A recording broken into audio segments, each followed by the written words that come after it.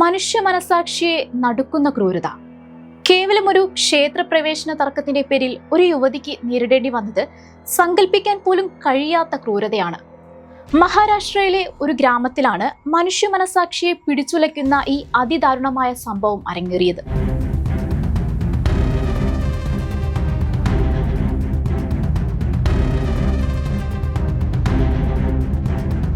ക്ഷേത്രത്തിൽ പ്രവേശിച്ചതുമായി ബന്ധപ്പെട്ടുണ്ടായിരുന്ന തർക്കമായിരുന്നു അക്രമത്തിൽ കലാശിച്ചത്.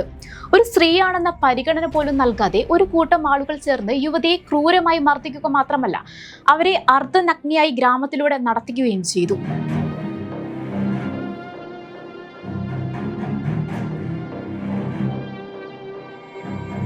ക്രൂരത അവിടെയും അവസാനിച്ചില്ല. യുവതിയുടെ കഴുത്തിൽ ചെരുപ്പുമാല ചാർത്തി പരസ്യമായി അപമാനിക്കാനും ആൾക്കൂട്ടം മുതിർന്നു. സ്ത്രീത്വത്തെ ഒന്നടങ്കം അപമാനിക്കുന്ന ഈ ദൃശ്യങ്ങൾ സോഷ്യൽ മീഡിയയിൽ വലിയ രീതിയിൽ പ്രചരിച്ചിരുന്നു. ഇത് പ്രതിഷേധത്തിനും കാരണമായി.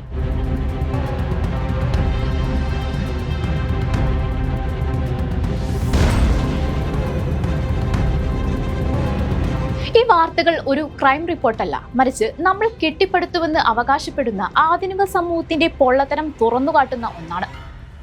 ഡിജിറ്റൽ യുഗത്തെക്കുറിച്ചും സമത്വത്തെക്കുറിച്ചും നാം വാചാലരാകുമ്പോഴും നമ്മുടെ ഗ്രാമീണ മനസ്സിപ്പോഴും ജാതീയതയുടെയും സ്ത്രീവിരുദ്ധതയുടെയും മധ്യകാല അന്ധകാരത്തിലാണ് ജീവിക്കുന്നത് എന്ന ഓർമ്മപ്പെടുത്തലാണ് ഈ സംഭവം. 21ാം നൂറ്റാണ്ടിലും ഇത്തരം അനാചാരങ്ങളും ക്രൂരതയും തുടരുന്നത് സമൂഹത്തിന് തന്നെ വലിയൊരു ചോദ്യചിഹ്നമാവുകയാണ്.